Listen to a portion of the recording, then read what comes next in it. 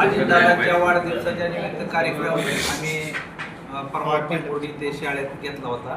त्यानंतर अजितदादांच्या वाढदिवसानिमित्त एक उद्रम आश्रम शाळेत तिथं खाऊ वाटप, तिथं जीवनवस्तू सगळी जी लागणार आहे त्यांना ज्यांना आणत आहेत त्यांना कोणी सांभाळत नाही त्यांना तेल साबणा बरेच वस्तू अशा आम्ही साबणा साखर तांदूळ टिंबुर्णीच्या आश्रम शाळेमध्ये वाटप केलेलं होतं.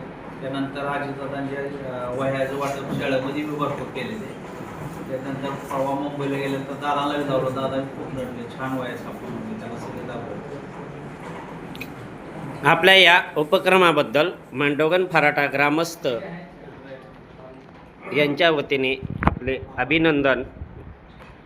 महाराष्ट्र पोलीस क्राईम न्यूज, आपला जन आवाज क्राईम न्यूज, महाराष्ट्र धाडससाठी औदुंबर फटाले.